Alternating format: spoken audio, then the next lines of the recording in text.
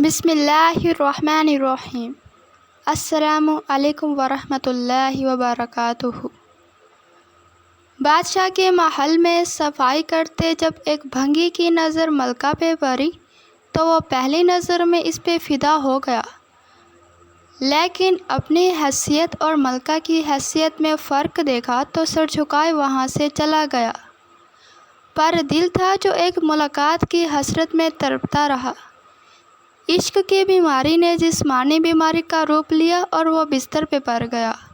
بھنگی کی بیوی بھی اس ساری حالت سے واقف تھی۔ بھنگی کی خراب حالت کی بنا پر اس کی بیوی اس کی جگہ کام پہ لگ گئی۔ کئی دن تک جب بھنگی ملکہ کو وہاں نظر نہ آیا تو اس نے اس کی بیوی سے دریافت کیا۔ بھنگی کی بیوی یہ سوچ کر گھبرا گئی کہ ملکہ کو اصل بات بتا دی تو نہ جانے کیا حال ہوگا ہمارا، لیکن ملکہ نے اس کی گھبراہٹ جانچ کر اسے اعتماد میں لیا اور حقیقت پوچھی۔ بھنگی کی بیوی نے وہ ساری صورتحال ملکہ کے گوش گزار کر دی۔ تب ملکہ نے اسے کہا کہ اسے ملاقات کا یہی ایک رستہ ہے، تم اپنے شوہر سے جا کے کہہ دو کل وہ شہر سے باہر کسی رستے پہ بیٹھ جائے اور بس اللہ اللہ کرتا رہے، نہ تو کسی سے بات کرے اور نہ ہی کسی کا دیا کوئی تحفہ قبول کرے۔ ایسا کرنے سے جب اس کے چرچے بادشاہ تک پہنچیں گے تو ملاقات کے راستے بھی کھل جائیں گے۔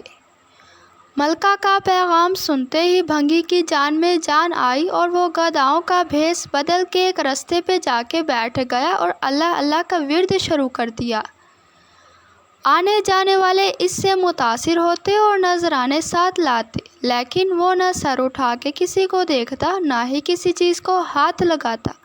کرتے کرتے خبر بادشاہ تک جا پہنچی اور اس نے وزیر کو بھیجا کہ دریافت کرو کہ کون ہے وہ اور اس کی سچائی کس حد تک ہے۔